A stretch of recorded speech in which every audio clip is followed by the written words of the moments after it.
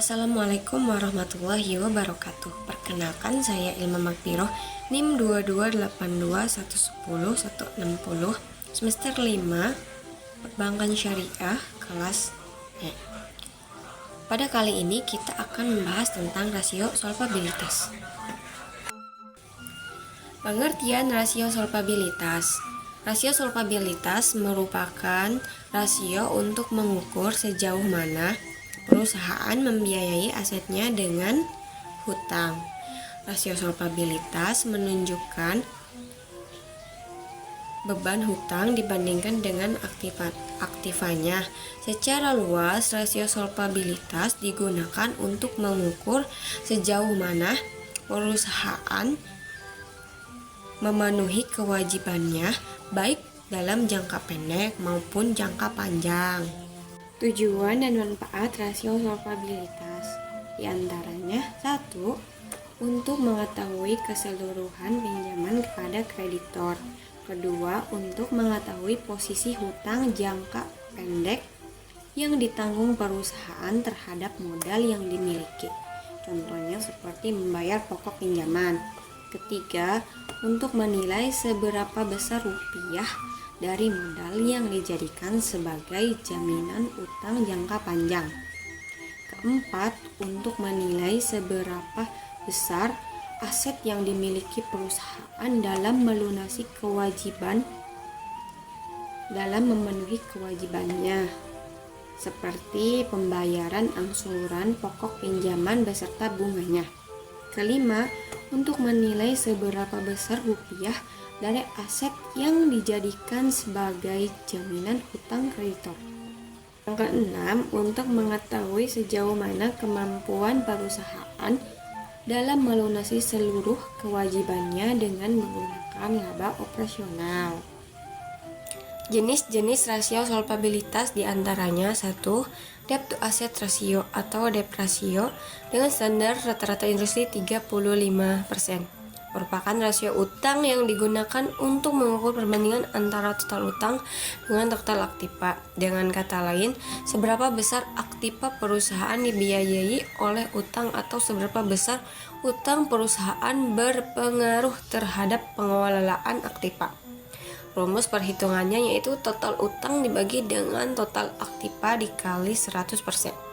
Kedua, debt to equity ratio dengan standar rata-rata industri 90%. Merupakan rasio yang digunakan untuk menilai utang dengan ekuitas. Rasio ini dicari dengan cara membandingkan antara seluruh utang termasuk utang lancar dengan seluruh ekuitas rasio. Rasio ini berguna untuk mengetahui jumlah dana yang disediakan pinjaman atau kreditor dengan pemilik perusahaan. Dengan kata lain, rasio ini berfungsi untuk mengetahui setiap rupiah modal sendiri yang dijadikan untuk jaminan utang. Rumus perhitungannya yaitu total utang dibagi dengan ekuitas dikali 100%. Ketiga, long term debt to equity ratio dengan standar rata-rata industri 10 kali merupakan rasio antara utang jangka panjang dengan modal sendiri. Tujuannya adalah untuk mengukur berapa bagian dari setiap rupiah modal sendiri yang dijadikan jaminan utang jangka panjang dengan cara membandingkan antara utang jangka panjang dengan modal sendiri yang disediakan oleh perusahaan. Rumusnya yaitu total utang jangka pendek dibagi dengan ekuitas. Keempat, time interest earned dengan standar rata-rata industri 10 kali merupakan rasio untuk mencari jumlah kali perolehan bunga. Rasio ini juga sebagai kemampuan perusahaan untuk membayar biaya bunga. Jumlah kali perolehan bunga atau time interest earned merupakan rasio untuk mengukur sejauh mana pendapatan dapat menurun tanpa membuat perusahaan merasa malu karena tidak mampu membayar biaya bunga tahunannya. Rumus perhitungannya yaitu EBIT dibagi biaya bunga. Kelima, fixed charge coverage dengan standar rata-rata industri 10 kali merupakan rasio yang menyerupai times interest earned. Hanya saja di perbedaannya adalah rasio ini dilakukan apabila perusahaan memperoleh utang jangka panjang atau menyewa aktiva berdasarkan kontrak sewa. Biaya tetap merupakan biaya bunga ditambah kewajiban sewa tahunan atau jangka panjang. Rumus perhitungannya yaitu EBIT ditambah biaya bunga ditambah kewajiban sewa biaya lalu dibagi bunga ditambah kewajiban sewa. Oke teman-teman, masuk pada perhitungan jenis-jenis rasio solvabilitas, di mana data yang kita ambil yaitu data keuangan PT Indofood Sukses Makmur Tbk pada tahun 2022. Pertama, debt to total asset atau debt ratio, di mana didapat rumus dengan total liabilities atau total utang dibagi total aset dikali 100%. Maka data yang diambil yaitu 86.810.262 rupiah dibagi 180.400.043 rupiah dikali 100% tidak sama dengan 48,11%. Mengingat standar rata-rata industri 35% dan hasil yang didapat melebihi standar rata-rata industri, maka posisi perusahaan berada pada posisi yang kurang baik. Pada rasio solvabilitas, bila standar rata-rata industri melebihi, maka posisi perusahaan berada pada posisi yang kurang baik, sedangkan bila standar rata-rata industri di bawah standar, maka posisi perusahaan berada pada posisi yang baik. Kemudian pada debt to equity ratio didapat rumus total liabilities dibagi dengan total ekuitas dikali 100%.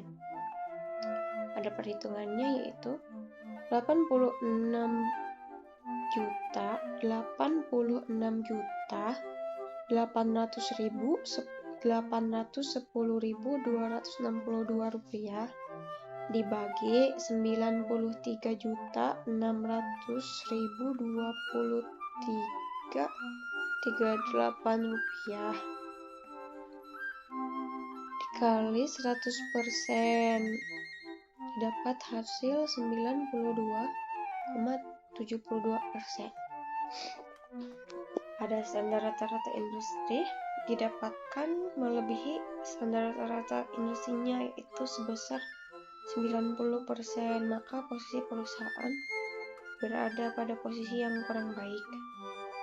Kemudian pada long term debt atau total utang jangka panjang didapat rumus long term debt dibagi dengan total likuiditas.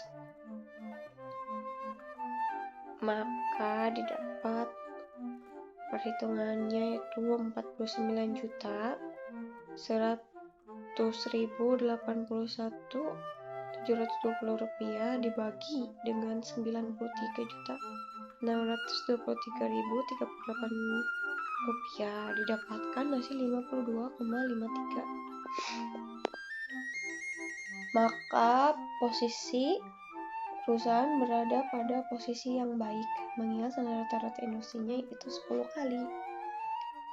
Kemudian pada time interest earned dengan rumus earning before interest and tax atau EBIT dibagi dengan interest expense, maka perhitungannya yaitu 9.550.799 rupiah dibagi 4.253.659 rupiah didapatkan hasil 2,24. Maka posisi perusahaan berada pada posisi yang baik mengingat standar rata-rata industri 10 kali. Kemudian pada fixed charges coverage didapatkan rumus EBIT. Maaf ya teman-teman, ini ada yang kurang. EBIT ditambah biaya bunga ditambah kewajiban sewa dibagi beban bunga ditambah beban sewa. Didapatkan data dari PT Indofood Makmur yaitu 9.500.051.799 rupiah ditambah 4.200.050 253.659 ditambah 187.302 rupiah dibagi 4.253.659 ditambah 187.302 rupiah didapatkan hasil 3,15. Mengingat standar rata-rata industri 10 kali dan hasil yang didapat di bawah 10 kali, maka perusahaan berada pada posisi yang baik. Dapat disimpulkan bahwa rasio solvabilitas atau leverage merupakan rasio yang digunakan untuk mengukur sejauh mana aktiva perusahaan dibiayai dengan utang. Kemampuan perusahaan untuk memenuhi tanggung jawab finansial jangka panjang tercermin dalam solvabilitas. Tanggung jawab ini yakni utang yang harus dilunasi oleh perusahaan dapat diukur menggunakan rasio solvabilitas. Rasio ini adalah perbandingan antara jumlah hutang yang harus dibayar oleh perusahaan dan nilai aset yang dimilikinya. Cukup sekian teman-teman, terima kasih atas segala perhatiannya. Wassalamualaikum warahmatullahi wabarakatuh.